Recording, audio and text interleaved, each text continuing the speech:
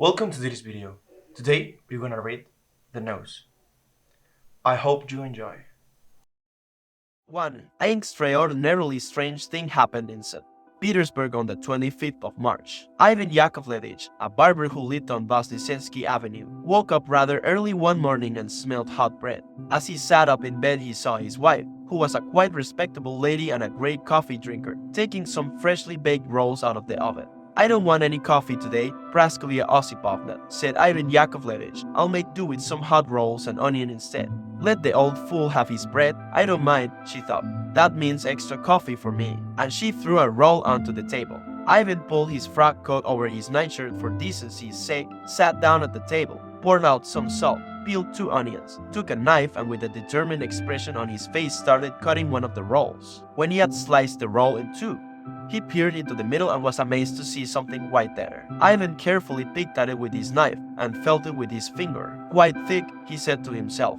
"What on earth can it be?" He poked 2 fingers in and pulled out a nose. He flopped back in his chair and began rubbing his eyes and feeling around in the roll again. Yes, it was a nose all right, no mistake about that. And, what's more, it seemed a very familiar nose. His face filled with horror, but this horror was nothing compared with his wife's indignation. "You beast, whose nose is that you've cut off?" she cried furiously. "You scoundrel! You drunkard! I'll report it to the police myself, I will! You thief! Come to think of it, I've heard 3 customers say that when they come in for a shave you start pulling their noses about so much it's a wonder they stay on at all." But Ivan felt more dead than alive. He knew that the nose belonged to none other than collegiate assessor Kovalyov, whom he shaved on Wednesdays and Sundays. "Wait a minute, Praskovia. I'll wrap it up in a piece of cloth and dump it in the corner. Let's leave it there for a bit, then I'll try and get rid of it. I don't want to know. Do you think I'm going to let a sawn-off nose lie around in my room, you fathead? All you can do is drop that blasted razor of yours and let everything else go to pot. Lay about, night bird, and you expect me to cover up for you with the police. You filthy thing, blockhead, get that nose out of here, out. Do what you like with it, but I don't want that thing hanging around here a minute longer." Ivan Yakovlevich was absolutely stumped. He thought and thought, but just didn't know what to make of it. "I'm damned if I know what's happened," he said at last, scratching the back of his ear. "I can't say for certain if I came home drunk or not last night.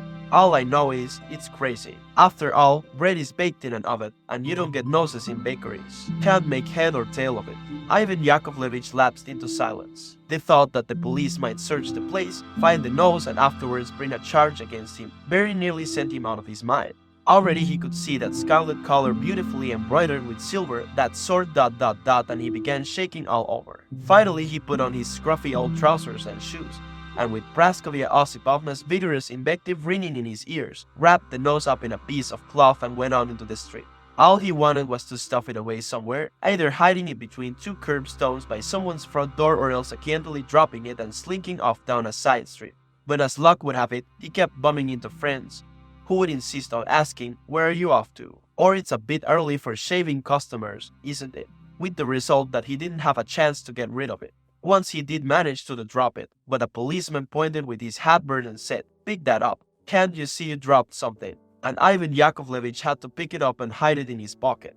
Despair gripped him, especially as the streets were getting more and more crowded now as the shops and stalls began to open. He decided to make his way to St. Isaac's Bridge and see if he could throw the nose into the river Nero without anyone seeing him. But here I am rather at fault for not telling you before something about Ivan Yakovlevich, who in many ways was a man you could respect. Ivan Yakovlevich, like any honest Russian working man, was a terrible drunkard.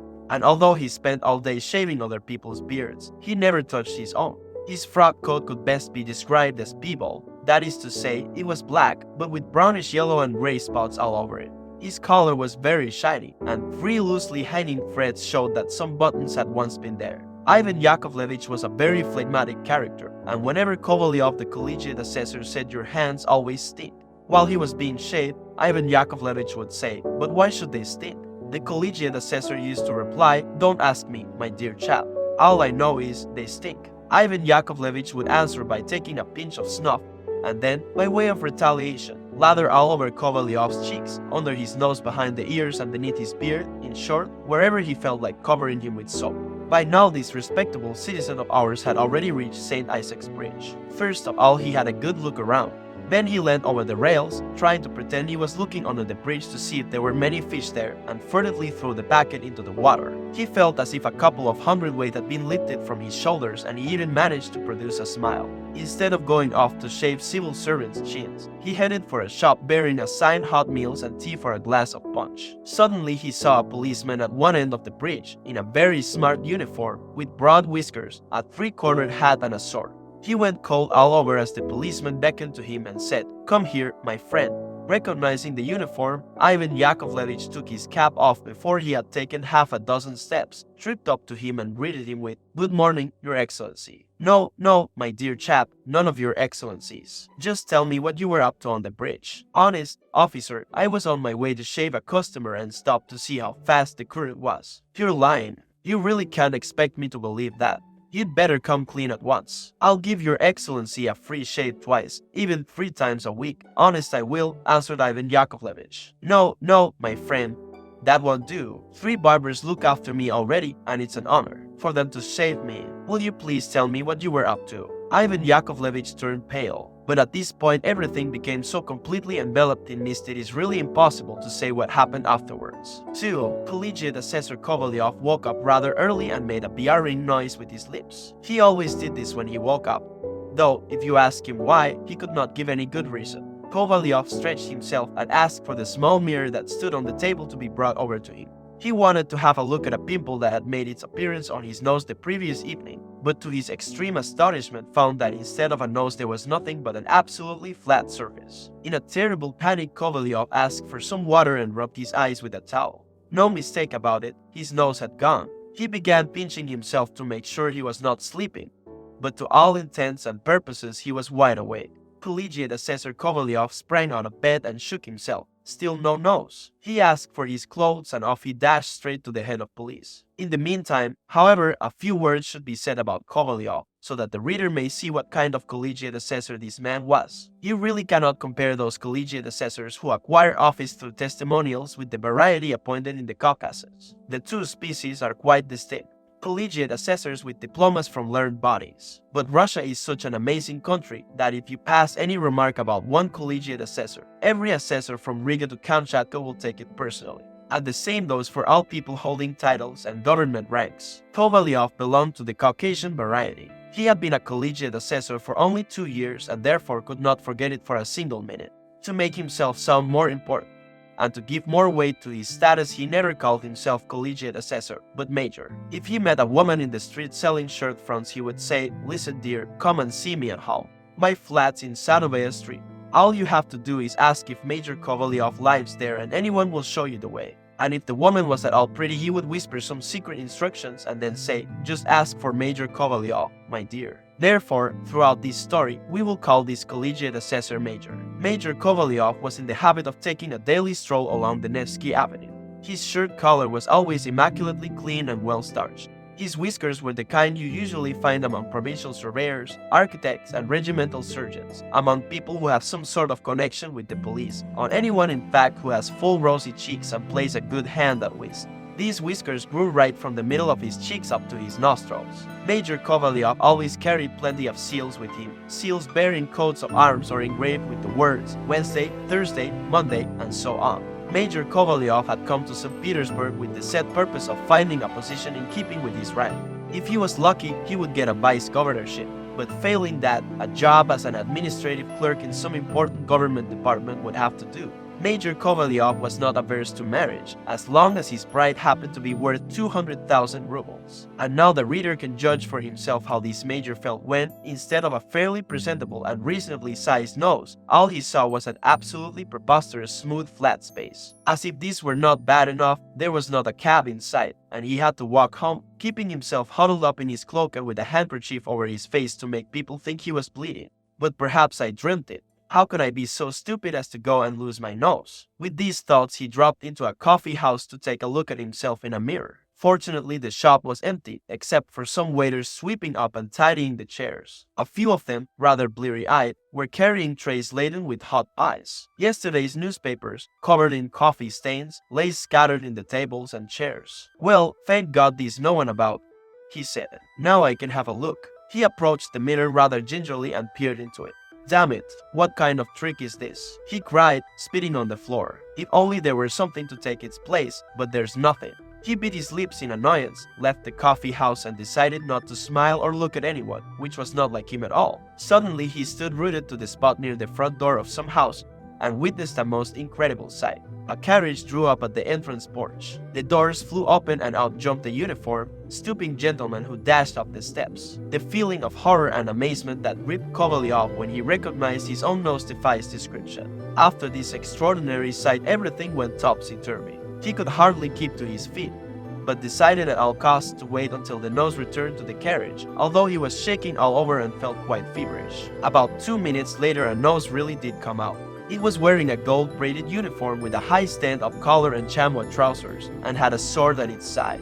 From the plumes on its hat, one could tell that it held the exalted rank of State Councilor 1, and it was abundantly clear that the nose was going to visit someone. It looked right, then left, shouted to the coachman, "Let's go," climbed in and drove off. Poor Kovalyov nearly went out of his mind. He did not know what to make of it. How, in fact, could a nose, which only yesterday was in the middle of his face and which could not possibly walk around or drive in a carriage, suddenly turn up in a uniform? He ran after the carriage, which fortunately did not travel very far and came to a halt outside Kazan Cathedral too. Kovalyov rushed into the cathedral square, elbowed his way through a crowd of beggar women who always used to make him laugh because of the way they covered their faces, leaving only slits for the eyes, and made his way in. Only a few people were at prayer, all of them standing by the entrance. Kovalyov felt so distraught that he was in no condition for praying, and his eyes searched every nook and cranny for the nose in uniform. At length he spotted it standing by one of the walls to the side. The nose's face was completely hidden by the high collar, and it was praying with an expression of profound piety. What's the best way of approaching it? Thought Kovalyov. Judging by its uniform, its hat, and its whole appearance, it must be a state councilor. But I'm damned if I know. He tried to attract its attention by coughing, but the nose did not interrupt its devotions for 1 second and continued bowing towards the altar. "My dear sir," Kovalyov said, summoning up his courage. "My dear sir." "What do you want?" replied the nose, turning around. "I don't know how best to put it, sir, but it strikes me as very peculiar. Don't you know where you belong? And where do I find you? In church, of all places. I'm sure you'll agree that. Please forgive me, but would you mind telling me what you're talking about? Explain yourself. How can I make myself clear?" Kovalyov wondered. Nerving himself once more, he said, "Of course, I am, as it happens, a major. You will agree that it's not done for someone in my position to walk around minus a nose. It's alright for some old woman selling peeled oranges on the Voskresensky Bridge to go around without one. But as I'm hoping to be promoted soon. Besides, as I'm acquainted with several highly placed ladies, Madame Chekhtarian, for example, a state councilor's wife, you can judge for yourself. I really don't know what to say, my dear sir. Forgive me, but you must look upon this as a matter of honor and principle. You can see for yourself." "I can't see anything," the nose replied. "Please come to the point." "My dear sir," continued Kovalyov in a smug voice, "I really don't know what you mean by that. It's plain enough for anyone to see, unless you want.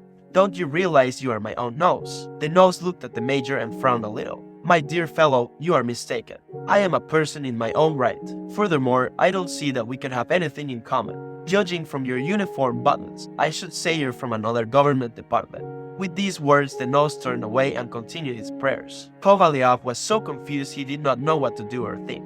At that moment, he heard a pleasant rustling of a woman's dress, and an elderly lady, bedecked with lace, came by, accompanied by a slim girl wearing a white dress, which showed her shapely figure to very good advantage, and a pale yellow hat as light as pastry. A tall footman, with enormous whiskers and what seemed to be a dozen collars, stationed himself behind them and opened his snuff box. Kovalyov went closer, pulled the linen collar of his shirt front up high, straightened the seals hanging on his gold watch chain, and, smiling all over his face, turned his attention to the slim girl, who bent over to pray like a spring flower and kept lifting her little white hand with its almost transparent fingers to her forehead. The smile on Kovalyov's face grew even more expansive when he saw, beneath her hat, a little rounded chin of dazzling white, and cheeks flushed with the color of the first rose of spring. But suddenly he jumped backwards as though he had been burned. He remembered that instead of a nose he had nothing, and tears streamed from his eyes. He turned round to tell the nose in uniform straight out that it was only masquerading as a state councilor, that it was an impostor and a scoundrel, and really nothing else than his own private property, his nose. But the nose had already gone. It managed to slip off unseen, probably to pay somebody a visit.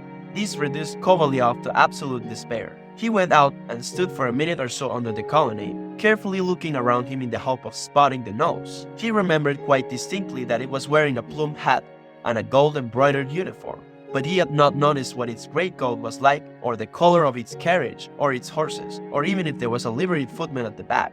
What's more, there were so many carriages careering to and fro so fast that it was practically impossible to recognize any of them, and even if he could, there was no way of making them stop.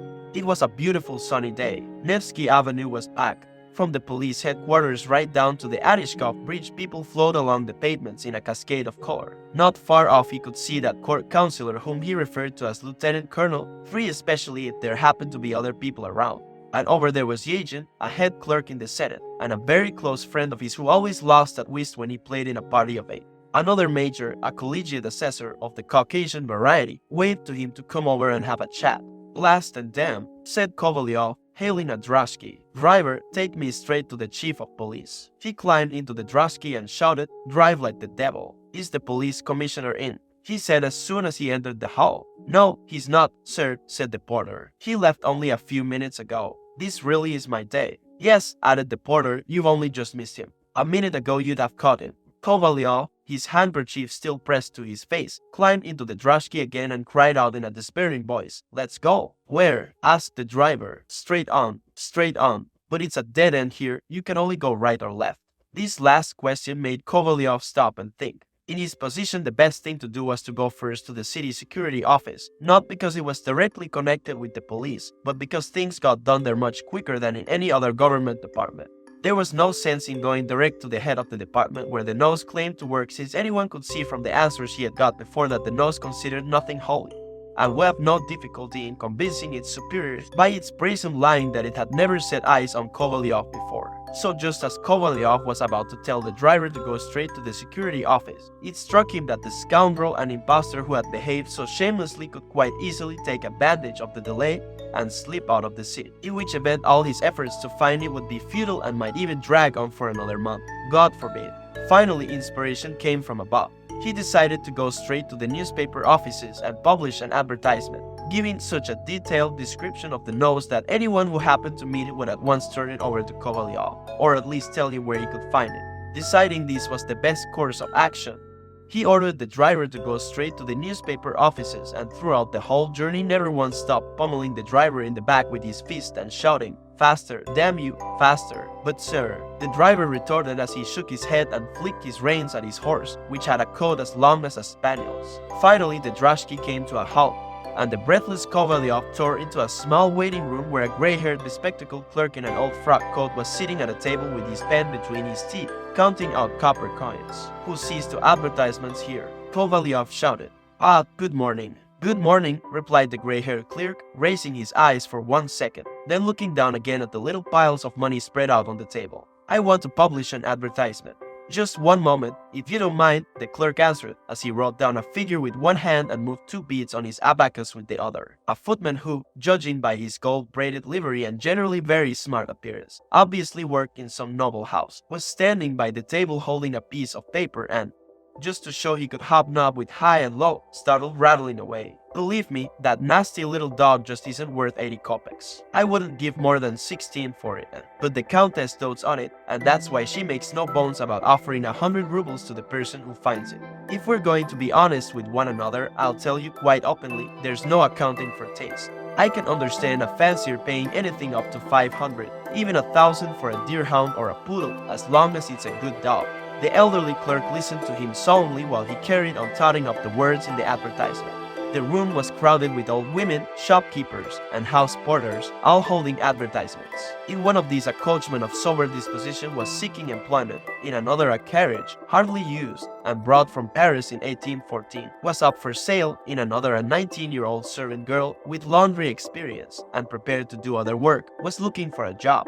Other advertisements offered a droshky for sale, in good condition apart from one missing spring, a young and spirited dapple grey coat 17 years old. Radish and turnip seeds only just arrived from London, a country house with every modern convenience, including stabling for 2 horses and enough land for planting an excellent bird or fir forest. And one invited prospective buyers of old boot soles to attend certain auction rooms between the hours of 8 and 3 daily. The room into which all these people were crammed was small and extremely stuffy. But collegiate assessor Kovalyov could not smell anything as he had covered his face with a handkerchief, and he could not have smelled anything anyway, as his nose had disappeared God knows where. "My dear sir, will you take the details down now, please? I really can't wait any longer," he said, beginning to lose patience. "Just a minute, if you don't mind."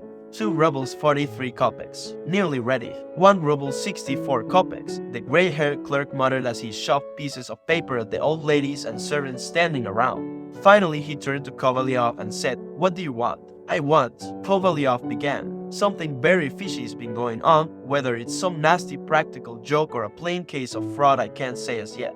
All I want you to do is to offer a substantial reward for the first person to find the blackguard."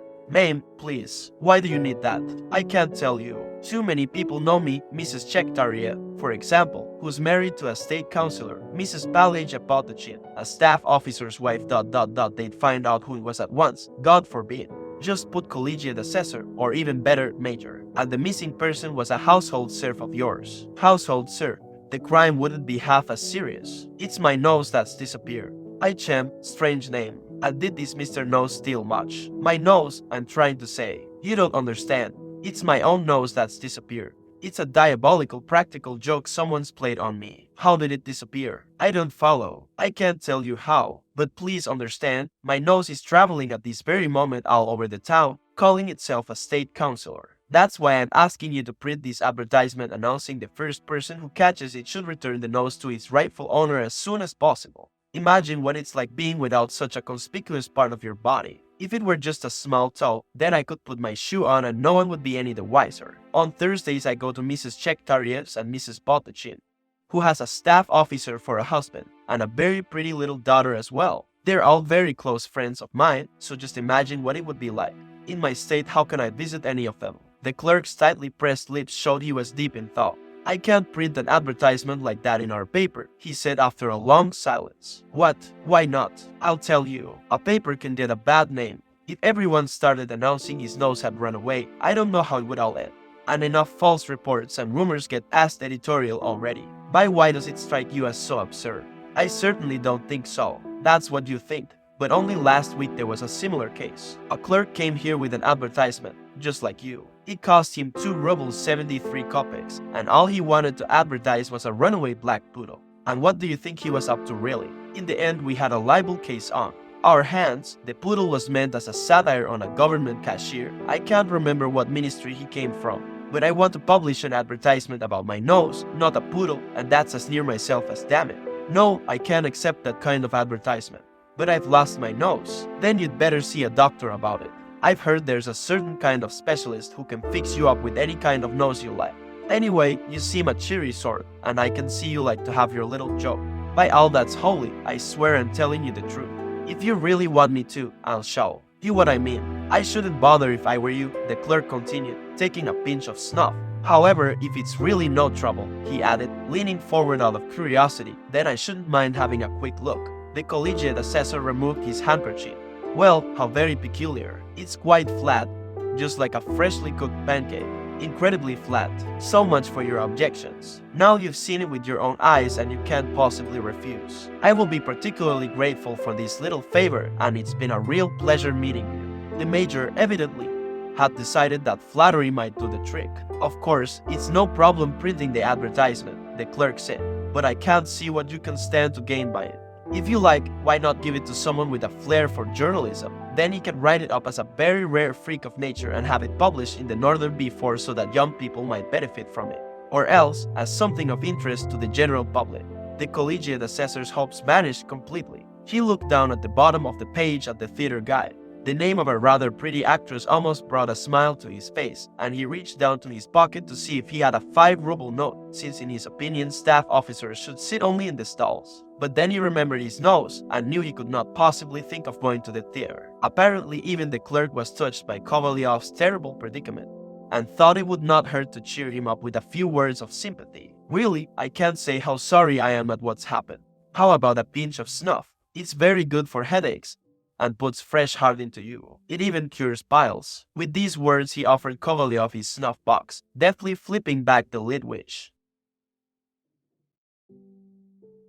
or a portrait of some lady in a hat. This unintentionally thoughtless action made Kovalyov lose patience altogether. "I don't understand how you can joke at a time like this," he said angrily. "Are you so blind you can't see that I've nothing to smell with? You know what you can do with your snuff. I can't bear to look at it, and anyway you might at least offer me some real French rappy, not that filthy Berezinski brand." After this declaration, he strode furiously out of the newspaper office and went off to the local inspector of police. Kovalyov arrived just when he was having a good stretch, grunting and saying, "Now for a nice 2 hours nap." Our collegiate assessor had clearly chosen a very bad time for his visit. The inspector was a great patron of the arts and industry, but most of all he loved government banknotes. "There's nothing finer than banknotes," he used to say. "They don't need feeding, take up very little room and slip nicely into the pocket, and they don't break if you drop them." The inspector gave Kovalyov a rather cold welcome and said that after dinner wasn't at all the time to start investigations, that nature herself had decreed a rest after meals, that respectable men do not get their noses ripped off, and that there were no end of majors knocking around who were not too fussy about their underwear and who were in the habit of visiting the most disreputable places. These few home truths stung Kovalyov to the quick. Here I must point out that Kovalyov was an extremely sensitive man. He did not so much mind people making personal remarks about him, but it was a different matter when aspersions were cast on his rank or social standing. As far as he was concerned, they could say what they liked about subalterns on the stage, but staff officers should be exempt from attack. The reception given him by the inspector startled him so much that he shook his head, threw out his arms and said in a dignified voice, "To be frank, after these remarks of yours, which I find very offensive, I have nothing more to say," and walked out. He arrived home hardly able to feel his feet beneath him. It was already getting dark. After his fruitless inquiries, his flat seemed extremely dismal and depressing. As he entered the hall, he saw his footman Ivan lying on a soiled leather couch spitting at the ceiling, managing to hit the same spot with a fair degree of success. The nonchalance of the man infuriated him, and Kovalyov hit him across the forehead with his hat and said, "You fat pig, haven't you anything better to do?" Ivan promptly jumped up and rushed to take off Kovalyov's coat. Tired and depressed, the major went to his room, threw himself into an armchair and after a few sighs said, my God, what have I done to deserve this? If I'd lost an arm or a leg it wouldn't be so bad. Even without any ears things wouldn't be very pleasant, but it wouldn't be the end of the world. A man without a nose, though, is God knows what, neither fish nor fowl. Just something to be thrown out of the window. If my nose had been lopped off during the war or in a duel, at least I might have had some say in the matter. But to lose it for no reason at all and with nothing to show for it, not even a copper. No, it's absolutely impossible. It can't have gone just like that. Never. Must have been a dream. Or perhaps I drank some of that vodka I used for rubbing down my beard after shaving instead of water. That idiot Ivan couldn't have put it back in the cupboard. To prove to himself he was not drunk, the major pinched himself so hard that he cried out in pain, which really did convince him he was awake and in full possession of his senses. He stealthily crept over to the mirror and screwed up his eyes in the hope that his nose would reappear in its proper place, but at once he jumped back, exclaiming, "That ridiculous blank space again." It was absolutely incomprehensible. If a button, or a silver spoon, or his watch, or something of that sort had been missing, that would have been understandable. But for his nose to disappear from his own flat, Major Kovalyov weighed up all the evidence and decided that the most likely explanation of all was that Mrs. Potochin, the staff officer's wife, who wanted to marry off her daughter to him, was to blame and no one else. In fact, he liked chasing after her, but never came to propose it. And when the staff officer's wife used to tell him straight out that she was offering him her daughter's hand, he would politely withdraw, excusing himself on the grounds that he was still a young man and that he wanted to devote another 5 years to the service, by which time he would be just 42. So, to get her revenge, the staff officer's wife must have hired some witches to spirit it away, and this was the only way his nose could possibly have been cut off. No one had visited him in his flat, his barber. Ivan Yakovlevich had shaved him only last Wednesday, and the rest of that day and the whole of Thursday his nose had been intact. All this he remembered quite clearly. Moreover, he would have been in pain and the wound could not have healed as smooth as a pancake in such a short time. He began planning what to do.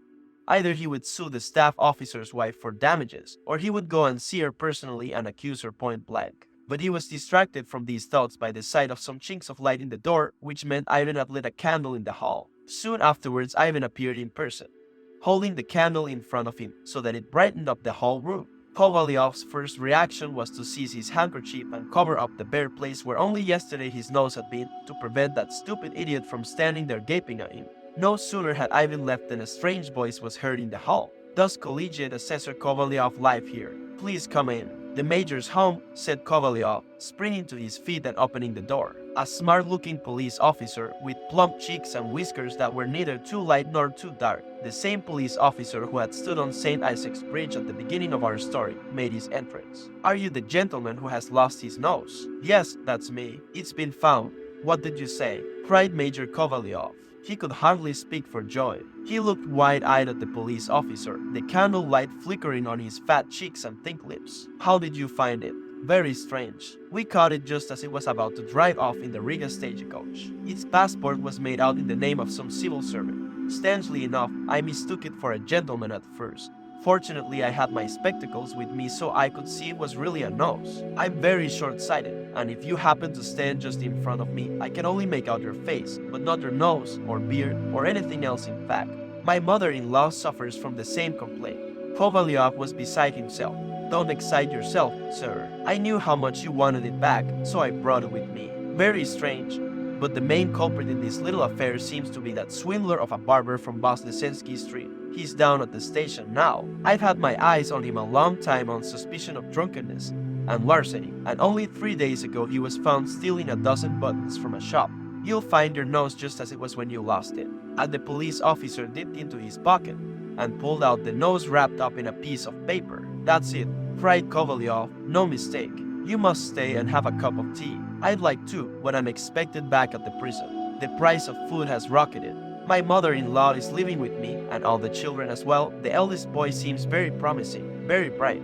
But we haven't the money to send him to school." Kovalyov guessed what he was after and took a note from the table and pressed it into the officer's hands. The police officer bowed very low and went out into the street, where Kovalyov could hear him telling some stupid peasant who had driven his cart up on the pavement what he thought of him. When the police officer had gone, our collegiate assessor felt rather bemused, and only after a few minutes did he come to his senses at all, so intense was his joy. He carefully took the nose in his cupped hands and once more subjected it to close scrutiny. "Yes, that's it, Major Kovalyov said, "and there's the pimple that came up yesterday on the left-hand side." The major almost laughed with joy, but nothing is lasting in this world. Even joy begins to fade after only 1 minute.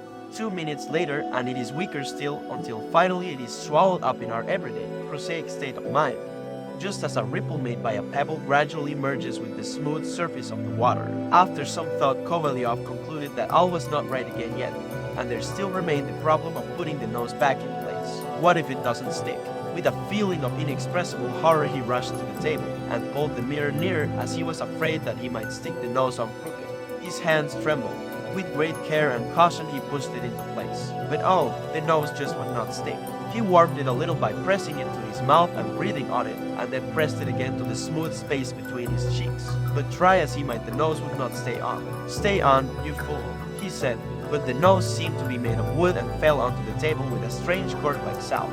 The major's face quivered convulsively. "Perhaps I can graft it," he said apprehensively. But no matter how many times he tried to put it back, all his efforts were futile. He called Ivan and told him to fetch the doctor, who happened to live in the same block, in one of the best flats on the first floor. This doctor was a handsome man with fine whiskers as black as pitch, and a fresh-looking, healthy wife.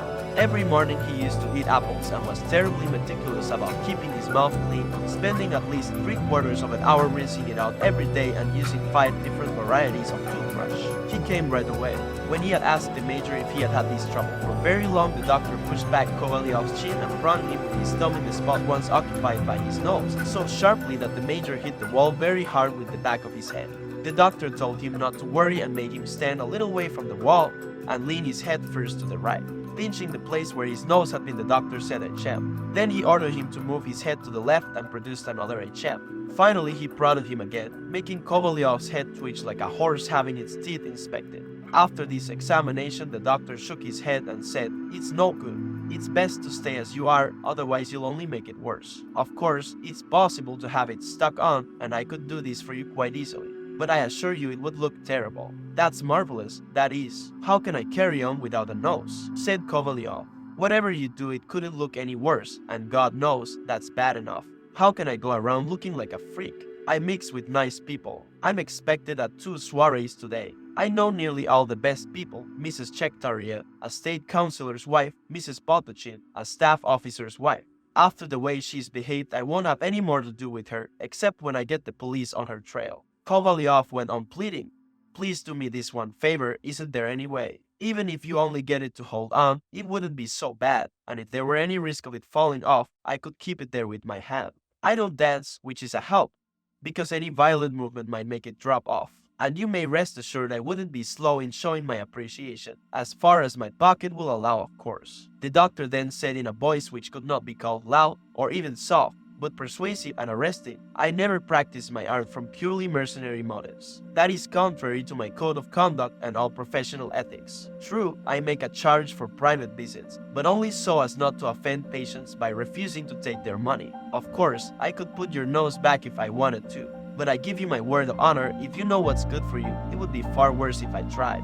Let nature take its course. Wash the area as much as you can with cold water, and believe me, you'll feel just as good as when you had a nose. Now, as far as the nose is concerned, put it in a jar of alcohol, better still, soak it in 2 tablespoons of sour vodka and warmed up vinegar, and you'll get good money for it. I'll take it myself if you don't want it. No, I wouldn't sell it for anything, Kovalyov cried desperately. I'd rather lose it again. Then I'm sorry, replied the doctor, bowing himself out. I wanted to help you ... at least I tried hard enough. With these words, the doctor made a very dignified exit. Kovalyov did not even look at his face, and felt so dazed that all he could make out were the doctor's snowy white cuffs sticking out from the sleeves of his black dress coat. The very next day he decided, before going to the police, to write to the staff officer's wife to ask her to put back in its proper place what belonged to him without further ado. The letter read as follows.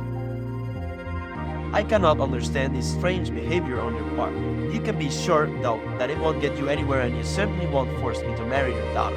Moreover, you can rest assured that, regarding my nose, I am familiar with the whole history of this affair from the very beginning, and I also know that you, and no one else, are the prime instigator. Its sudden detachment from its rightful place, its subsequent flight, its masquerading as a civil servant, and then its reappearance in its natural state, are nothing else than the result of black magic carried out by yourself or by those practicing the same very honorable art.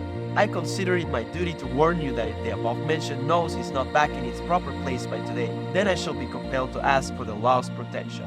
I remain, dear madam, your very faithful servant, Platon Kovalyov. Dear Mr. Kovalyov, I was simply staggered by your letter. To be honest, I never expected anything of this kind from you, particularly those remarks which are quite uncalled for. I would have you know I have never received that civil servant mentioned by you in my house, whether disguised or not. True, Philip Ivanovich Badalchikov used to call, although he wanted to ask for my daughter's hand, and despite the fact that he was a very sober, respectable, and learned gentleman, I never gave him any cause for hope. And then you go on to mention your nose. If by this you mean to say I wanted to make you look foolish, fight that is, to put you off with a formal refusal, then all I can say is that I am very surprised that you can talk like this, as you know well enough my feelings on the matter are quite different. And if you care to make an official proposal to my daughter, I will gladly give my consent, for this has always been my dearest wish, and in this hope I remain at your disposal. Yours sincerely, Alexandra Potochin. No, said Kovalyov when he had read the letter. She's not to blame. Impossible. A guilty person could never write a letter like that. The collegiate assessor knew what he was talking about in this case, as he had been sent to the Caucasus several times to carry out legal inquiries. How on earth did this happen then? It's impossible to make head or tail of it, he said, letting his arms drop to his side. Meanwhile, rumors about the strange occurrence had spread throughout the capital, not, need we say, without a few embellishments. At the time, everyone seemed very preoccupied with the supernatural. Only a short time before, some experiments in magnetism had been all the rage. Besides, the story of the dancing chairs in Konoseni Street 6 was still fresh in people's minds, so no one was particularly surprised to hear about collegiate assessor Kovalyov's nose taking a regular stroll along the Nevsky Avenue at exactly 3 o'clock every afternoon.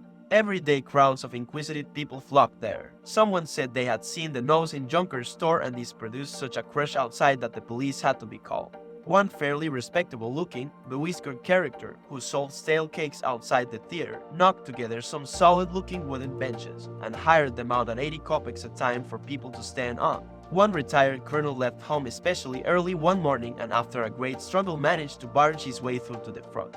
but to his great annoyance, instead of a nose in the shop window, all he could see was an ordinary woolen jersey and a lithograph showing a girl adjusting her stocking while a dandy with a small beard and cutaway waistcoat peered out at her from behind a tree. A picture which had hung there in that identical spot for more than 10 years.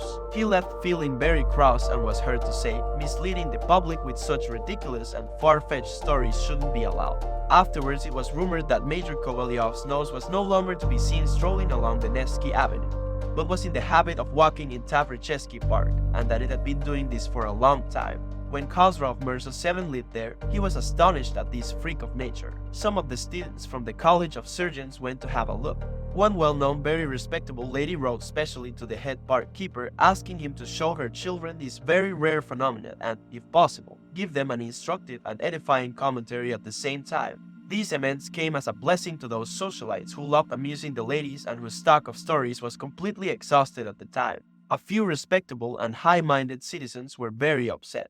One indignant gentleman said that he was at a loss to understand how such absurd cock and bull stories could gain courtesy in the present enlightened century, and that the complete indifference shown by the authorities was past comprehension. Clearly, this gentleman was the type who likes to make the government responsible for everything, even their daily quarrels with their wives. And afterwards ... but here again the whole incident becomes enveloped in mist and what happened later remains a complete mystery. 3. This world is full of the most outrageous nonsense. Sometimes things happen which you would hardly think possible. That very same nose, which had paraded itself as a state councillor and created such an uproar in the city, suddenly turned up as if nothing had happened, plunk where it had been before, right between Major Kovalyov's two cheeks. This was on the 7th of April. He woke up and happened to glance at the mirror. There was his nose. He grabbed it with his hand to make sure, but there was no doubt this time. Aha, cried Kovalyov, and if Ivan hadn't come in at that very moment, he would have joyfully danced a trepak round the room in his bare feet. He ordered some soap and water, and as he washed himself looked into the mirror again, the nose was there. He had another look as he dried himself. Yes, the nose was still there. Look, Ivan, I think I've got a pimple on my nose. Kovalyov thought, God, supposing he replies, not only is there no pimple, but no nose either. But Ivan answered, your nose is quite all right, sir, I can't see any pimples. Thank God for that, the major said to himself and clicked his fingers. At this moment, Ivan Yakovlevich the barber poked his head round the corner, but timidly this time, like a cat which had just been beaten for stealing fat. Before you start, are your hands clean? Kovalyov shouted from the other side of the room. Perfectly clean. You're lying. On my life, sir, they're clean. HM, let's have a look then. Kovalyov sat down. Ivan Yakovlevich covered him with a towel and in a twinkling had transformed his whole beard and part of his cheeks into the kind of cream served up at merchants' birthday parties. Well, I'll be damned, Ivan Yakovlevich muttered to himself, staring at the nose. He bent Kovalyov's head to one side and looked at him from a different angle. That's it all right. You'd never credit it. He continued and contemplated the nose for a long time. Finally, ever so gently, with a delicacy that the reader can best imagine, he lifted 2 fingers to hold the nose by its tip. This was how Ivan Yakovlevich normally shaved his customers. Come on now, and mind my nose, shouted Kovalyov. Ivan Yakovlevich let his arms fall to his side and stood there more frightened and embarrassed than he had ever been in his life. At last he started tickling Kovalyov carefully under the chin with his razor, and although with only his olfactory organ to hold onto without any other means of support made shaving very awkward, by planting his rough, wrinkled thumb on his cheek and lower gum he managed to shave him.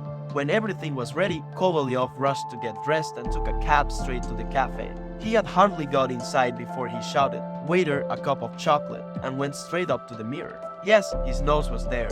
Gaily he turned round, screwed up his eyes and looked superciliously at 2 soldiers, one of whom had a nose no bigger than a waistcoat button. Then he went off to the ministerial department where he was petitioning for a vice-governorship. As he crossed the entrance hall he had another look in the mirror. His nose was still there. Then he went to see another collegiate assessor, a great wag whose sly dicks Kovalyov used to counter by saying, "I'm used to your quips by now, you old niggler." On the way he thought, if the major doesn't split his sides when he sees me, that's a sure sign everything is in its proper place. But the collegiate assessor did not pass any remarks. That's all right then, damn it, thought Kovalyov. In the street he met Mrs. Potochin, the staff officer's wife, who was with her daughter, and they replied to his bow with delighted exclamations. Clearly, he had suffered no lasting injury. He had a long chat with them, made a point of taking out of his snuff box, and stood there for ages ostentatiously stuffing both nostrils as he murmured to himself, "That'll teach you, you old hens. And I'm not going to marry your daughter simply par amour, as they say, if you don't mind." And from that time onwards, Major Kovalyov was able to stroll along the Nevsky Avenue, visit the theater, in fact go everywhere as though absolutely nothing had happened. And, as though absolutely nothing had happened, his nose stayed in the middle of his face and showed no signs of wandering off. After that, he was in perpetual high spirits, always smiling, chasing all the pretty girls, and on one occasion even stopping at a small shop in the Gostiny Dvor 8 to buy ribbon for some medal. No one knows why, as he did not belong to any order of knighthood. And all this took place in the northern capital of our vast empire. Only now, after much reflection, can we see that there is a great deal that is very far-fetched in this story. Apart from the fact that it's highly unlikely for a nose to disappear in such a fantastic way, and then reappear in various parts of the town dressed as a state council. It is hard to believe that Kovalyov was so ignorant as to think newspapers would accept advertisements about noses. I'm not saying I consider such an advertisement too expensive, and a waste of money. That's nonsense, and what's more, I don't think I'm a mercenary person. But it's all very nasty, not quite the thing at all, and it makes me feel very awkward. And, come to think of it, how did the nose manage to turn up in a loaf of bread, and how did Ivan Yakovlevich? No, I don't understand it, not one bit. But the strangest, most incredible thing of all is that authors should write about such things. That, I confess, is beyond my comprehension. It's just ... and oh, no, I don't understand it at all. Firstly, it's no use to the country whatsoever. Secondly, it's no use. I simply don't know what one can make of it. However, when all is said and done, one can concede this point or the other, and perhaps you can even find ... well then you won't find much that isn't on the absurd side, will you? And yet, if you stop to think for a moment, there's a grain of truth in it. Whatever you may say, these things do happen, rarely, I admit, but they do happen.